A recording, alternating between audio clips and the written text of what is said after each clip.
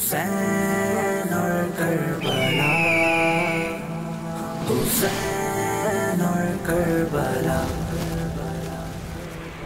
50 से ज़्यादा आदमी शहीद हो चुके हैं। अब सिर्फ ख़ानदान अहले बैत रज़ी अल्लाह ताला अन्हु के अफराद बाकी हैं। अब अहले बैत के नौजवानों को मैदान में आना था, जिनको देखकर यजीदी फ़ौज के दिल जो है ना सीनों में लरज़ने लगे थे। अहले बैत के बहादुरों के हमलों ने करबला की प्यासी ज़मीन को दुश्मनों के खून से सैराब कर दिया।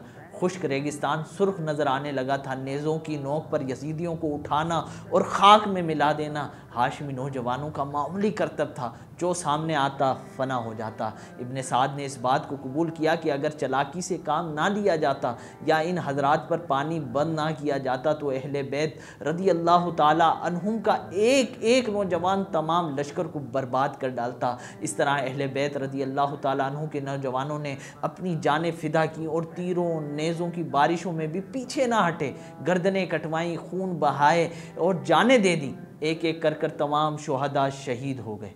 अब इमाम हुसैन रज़ी अल्लाह ताला अन्हु के सामने उनके नूरे नज़र हज़रत अली अकबर रज़ी अल्लाह ताला अन्हु मौजूद हैं और वो मैदान में जाने की इजाज़त मांग रहे हैं। लेकिन इमाम हुसैन इजाज़त दें तो किस बात की, इजाज़त देने के अलावा और कोई रास्ता भी नहीं था इमाम हुसैन के पास। इमाम हुसैन रज़ी अल्लाह ताला अन्हु ने अपने इस बेटे को ख़ुद घोड़े पर सवार किया, असला अपने हाथ से लगाया, फौलादी टोपी उनके सर पे रखी, कमर पर एक पट्टा बांधा, तलवार और नेज़ा दिया। इस वक्त अहले बैत रज़ी अल्लाह ताला अन्हुम की बीवियों और बच्चों पर क्या गुजरी होगी कि जिनका तमाम ख़ानदान कबीला करबला में शहीद हो चुका है और अब ये आखिरी चिराग भी आखिरी सलाम कर रहा है।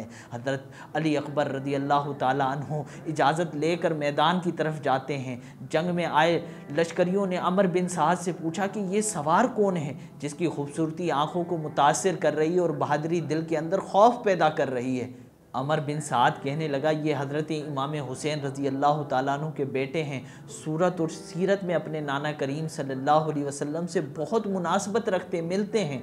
ये सुनकर लश्करियों को कुछ परेशानी हुई और इनके दिलों ने इसको बुरा भला कहा कि हम किन से मुकाबला कर रहे हैं। लेकिन इब्ने ज़ियाद के वादों और यजीद के इनाम इकराम और लालच दुनिया की हिर्स ने इनको पूरी तरह से अपने गिरफ्त में लिया हुआ था। इन्होंने अपने दिल की मलामत की भी कोई परवाह नहीं की और ये जंगी मैदान में मौजूद रहे। हत्ता के शहज़ादे अली अकबर ने इब्ने साद से कहा, कौन मुकाबले में आएगा। दुश्मनों पर खामोशी तारी हो गई। किसी बहादुर का कदम यजीदी का जो है ना कदम आगे नहीं बढ़ा। हज़रत अली अकबर रज़ी अल्लाह ताला अन्हु ने फिर पुकार दी, हल मिन मुबारिज़, ए ज़ालिमों अगर मुकाबला करना है तो आओ, ताकत दिखानी है तो आओ, है कोई मेरे मद्दे मुकाबिल। कोई भी नहीं आया। पूरी यजीदी लश्कर पर खामोशी तारी थी कि हज़रत इमाम अली अकबर ने फिर यजीदी जो सफ़े बनाए खड़े थे जंग के लिए, एक तरफ हमला किया फिर दूसरी तरफ हमला किया। ये कोई हमला नहीं था बल्कि अज़ाबे इलाही था, इस शिद्दत का हमला। लेकिन हालत क्या है, कई देर धूप में जंग करने के बाद इमाम अली अकबर दोबारा खैमे की तरफ आते हैं। इमाम हुसैन से अर्ज़ करते हैं, या अबताहु अल आतश, प्यास लगी है मेरे बाबा जान, 3 दिन से पानी हम पर बंद है, तेज़ धूप है, गरम रेगिस्तान है, ये लोहे के हथियार हैं जो बदन पर मेरे लगे हुए हैं। सूरज की गर्मी जो है जब इन लिबास पर पड़ती है तो ये आग हो गए हैं। अगर इस वक्त मुझे चंद कतरे बाबा जान पानी मिल जाए तो मैं इन यजीदियों की सफ़ों की सफ़े उड़ा दूँगा। शफीक बाब ने जांबाज बेटे की प्यास देखकर कहा, बेटा पानी तो नहीं है। और इसी दौरान इमाम ने अपनी अंगूठी इमाम अली अकबर के होंठों पर रख दी। इससे अली अकबर को कुछ राहत, कुछ सुकून मैसर आया। आप दोबारा उठे और जंग की तरफ चले गए और फिर पुकारा, हल मिन मुबारिज़, कोई जान पर खेलने वाला है तो सामने आए। अमर बिन साद के लश्कर पर खामोशी है। इसी दौरान अमर बिन साद ने तारिक से कहा, बड़े शर्म की बात है कि अहले बैत का अकेला नौजवान मैदान में है और तुम हज़ारों की तादाद में उसने पहली मर्तबा मद्दे मुकाबिल को तलब किया, तुम्हारी जमात में से किसी में भी हिम्मत नहीं हुई। फिर वो आगे बढ़ा तो सफ़ों की सफ़ें उड़ा दी, धर्म भरम कर दी। भूखा है, प्यासा है, धूप में लड़ते लड़ते थक गया है, फिर मद्दे मुकाबिल तलब कर रहा है। तुम्हारे ताज़ा दम लश्कर में से कोई मुकाबले के लिए तैयार नहीं है। तुफ़ है तुम पर, शर्म आनी चाहिए। अगर गैरत है तो मैदान में पहुंचकर मुकाबला करो और फतह हासिल करो। मैं वादा करता हूं कि तूने अगर ये काम अंजाम दे दिया तो उबैदुल्लाह इब्ने ज़ियाद से कहकर तुझे मौसिल की हुकूमत दिला दूंगा।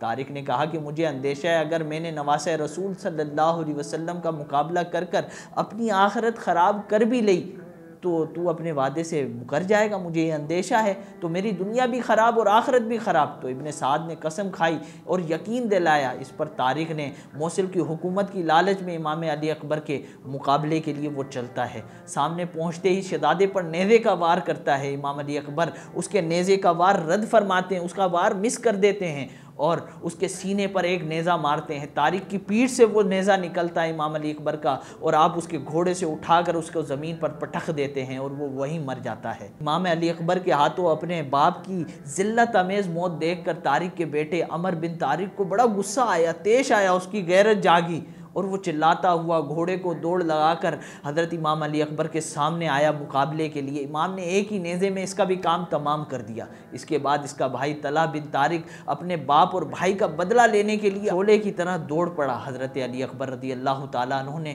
इसके गिरेबान में हाथ डाला और जीन से उठाया और ज़मीन पर इस ज़ोर से पटका कि उसका दम निकल गया। शहज़ादे की हैबत से लश्कर यजीद पर जो है ना धर्म भरम हो चुके थे, मामला शोर मचा था। इब्ने साद ने एक मशहूर बहादुर मुसरा बिन गालिब को शहजादे के मुकाबले में भेजा। मुसरा ने शहजादे पर हमला किया, आपने तलवार से नेज़ा तोड़कर उसके सर के ऊपर तलवार मारी और ऐसी तलवार मारी कि वो जीन तक कट गया, 2 टुकड़ों में होकर ज़मीन पर गिरा पड़ा है। अब किसी में भी हिम्मत ना रही थी कि तन्हा इस शेर का मुकाबला किया जाता। नाचार इब्ने साद ने 2 लोगों को 1-1 हज़ार का लश्कर देकर शहजादे के मुकाबले के लिए भेजा। इमाम अली अकबर ने नेज़ा उठाकर इन पर हमला किया और इन्हें धकेल कर पीछे कर दिया।